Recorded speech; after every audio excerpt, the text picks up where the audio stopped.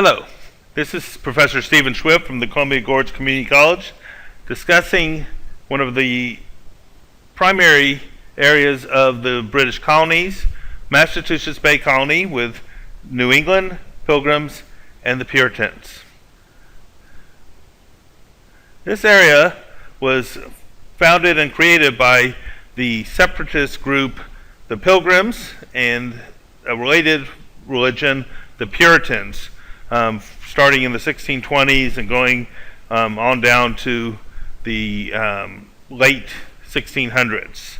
Now, the Puritans were a group of a religious and social movement that began in England and spread to America.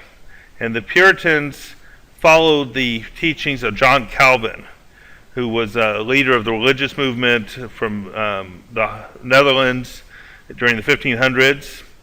Puritans considered the Bible as the true law of God, and that provided all the guidance that the Christian church needed. And they wanted to shape the Church of England to meet their needs. They called for a less centralized church that emphasized preaching. They believed that all Christian churches should be organized through councils called Presbyterians, rather than under bishops as in the Church of England. And some Puritans believed that each congregation was a complete church in itself and should have total control over their own affairs. Now, the Puritans wanted more personal and less prescribed prayers, and they stressed grace, devotion, prayer, and self-examination to achieve religious virtue. The Puritans would clash with the Church of England, leading their groups the necessity in their own minds to leave England and to form a more perfect society. The first group to do this was the Pilgrims. And the Pilgrims, while broadly classified as Puritans, were a separatist group that even were more radical than the Puritan group that was in England. The Pilgrims, for example, renounced all interactions with the Church of England, while Puritans maintained their membership in the Church of England, but claimed that they wanted to reform it from within. So the Pilgrims were totally isolated, were separate from this group of Puritans. Once both groups come into the colonies, they will eventually be dominated by the Puritans, and the Pilgrims will become more of a separate group once again, and will fade. Their distinction will fade as we go along. But let's talk about the Pilgrims first, because they come chronologically first in our story of the settlement of Massachusetts.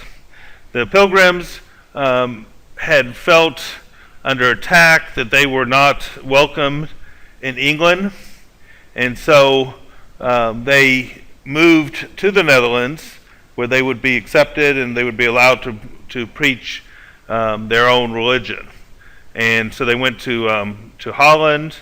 They felt isolated from England at this point, and so they were trying to figure out a way to become to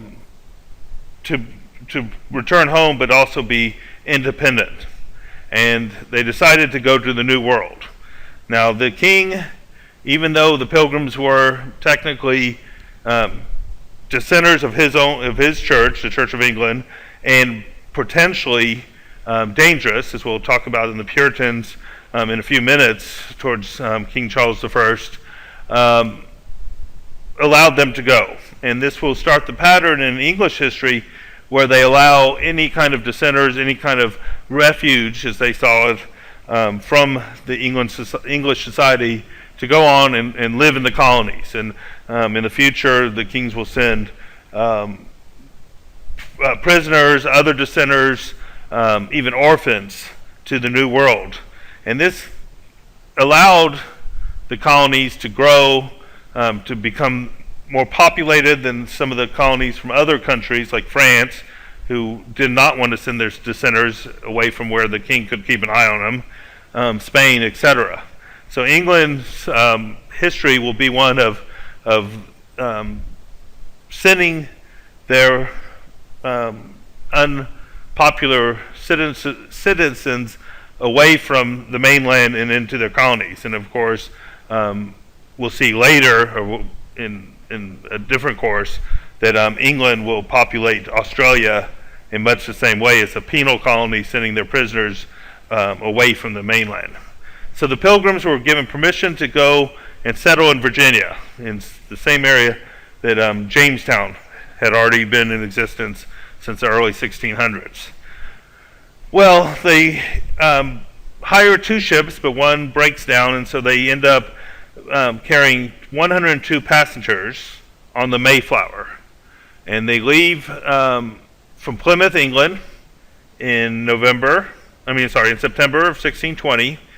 And the passengers, unlike the Jamestown settlement, carry all people, men, women, and children. They carry entire families and communities over to the New World. And this will create a very different kind of colony than Jamestown and Virginia will develop into. So the 102 passengers, they leave in September. They don't get to the New World until November, about 65 days. And when they arrive, they're off course. They arrive at Cape Cod, or what is Cape Cod today. And they are lost. It's cold. They don't know what to do. So they look around the area, and the leadership on the boat decide that they will settle in that area. They have no choice. They can't go looking in the middle of winter for Virginia. So they take the authority upon themselves to create a government. They create the Mayflower Compact. Now, only men were allowed to participate in this decision. The 41 men, all of them were included, and they agreed to follow the government that they had formed and obey its, quote, just and equal laws. And the Pilgrims also elected John Carver as their first governor.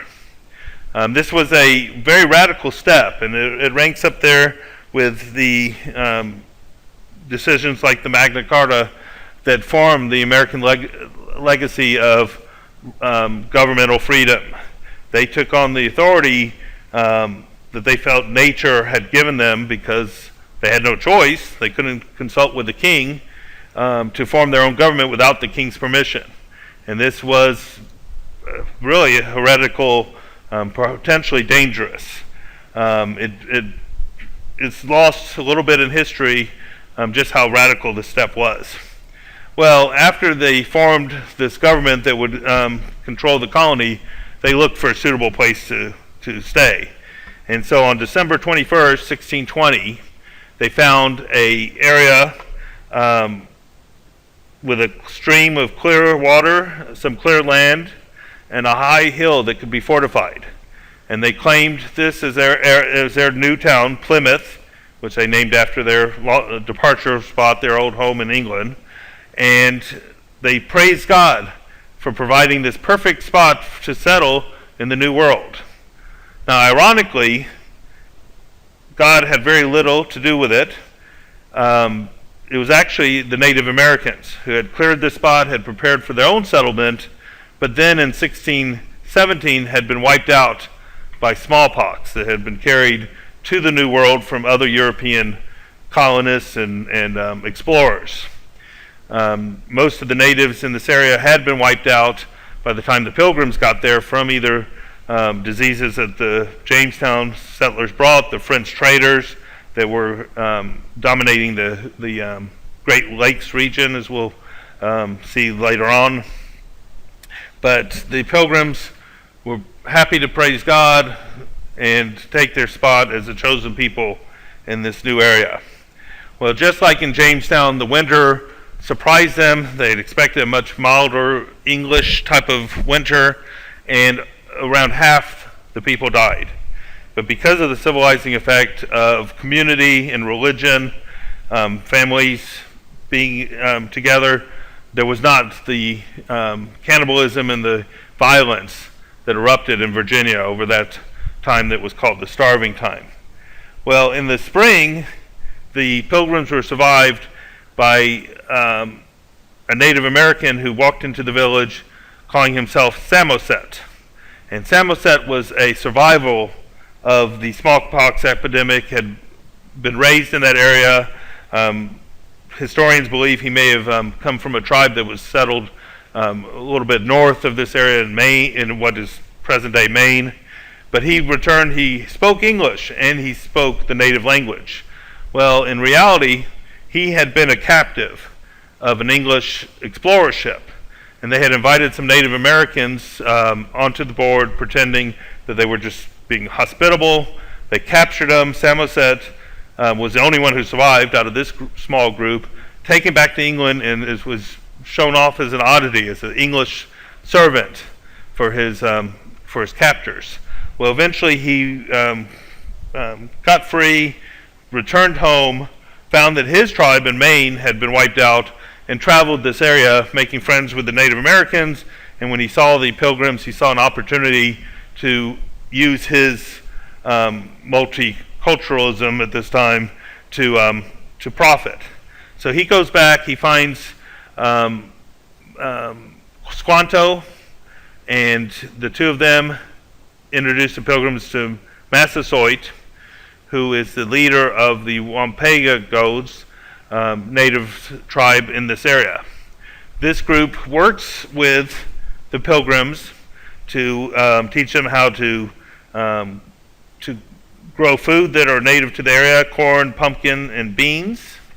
They hunted and fished for food, and the Pilgrims learned from Squanto how to catch alewives, which is a fish in the herring family, and how to use them as fertilizer. So the harvest was very successful, and Governor Bradford declared a feast, a Thanksgiving feast, in the autumn of 1621. And of course, this is the legacy of the Thanksgiving Day celebration that we still celebrate in this country today. Well, relations with the natives were much better here in Massachusetts than they had been in Virginia, but that later fell apart. There would be reprisals and attacks by both the colonists, wiping out Native American villages, and natives attacking Massachusetts, particularly King Philip's War that we'll mention as we go along in a subsequent lecture. But for this time, the Pilgrims and the natives got along, and the Pilgrims were able to settle in, mainly fishing, growing crops, things like that. Well, the next group who arrives in this area are the Puritans, led by John Winthrop. And in the years that the Pilgrims had left, the Puritans had remained in England and had been confronting the king, Charles I. Ultimately, there would be a civil war between the leaders of the Puritan religion and the king's forces. But during this time, the debate continued, and the efforts to change the Church of England to a force that the Puritans could accept continued. Well, during the late 1620s, Winthrop, who had trained as a lawyer, had a estate in England, he felt that he was trapped in the economic slump that reduced his income, and that Charles I's anti-Puritan policy had cost him a post in the King's Court in 1629. And so when the Massachusetts Bay Company had gotten a patent or a permission to go to the New World, John Winthrop offered to join them. He was very well respected in the Puritan community, and his only demand that the patent would be taken to the New World. It would not stay in England. So the Massachusetts Bay Company agreed, and he took the charter and the patent, the permission to live in the New World, with him to America. So he had somewhat of a control over the colony. Now, John Winthrop would be the governor of Massachusetts for most of the rest of his life. He would institute strict religious guidelines upon the people in Massachusetts, and we'll revisit some of his views in subsequent lectures. He plays a major part with Anne Hutchinson and her debates about religion with the Puritans. But he leads well over 2,000 Puritans in 1630 to the New World. And on this voyage, he delivers the famous sermon that the City on the Hill is presented, and we can see here part of that sermon. He said, "For we must consider that we shall be a city upon a hill. The eyes of all people are upon us, so that if we shall deal falsely with our God in this work we have undertaken, we shall be made a story and a byword throughout the world. We shall open the mouths of enemies to speak evil of the ways of God. We shall shame the faces of many of God's worthy servants, and cause their prayers to be turned into curses upon us, till we be consumed out of the good land whither we are going."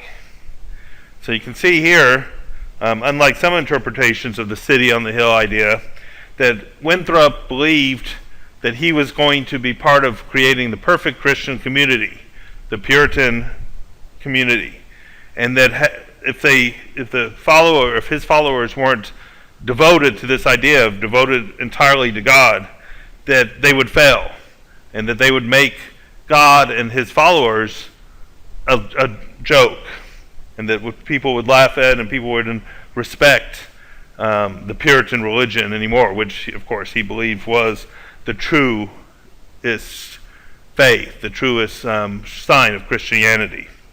And like I said, we'll continue. We'll talk about Winthrop and Puritanism through a good part of this early part of this course. Just to wrap up a few of the Puritan contributions, they were deeply devout, and so the Christian nature of the country has come from a lot of their efforts. They were also devoted to education, and they started the first colleges, Harvard and Yale later on. They also developed the idea of public education, and communities were legislated to create community schools. If their area was large enough, had enough population, they had to form a school at public expense. And these were very radical ideas at this time. We will continue with the story of the Puritans as we go along.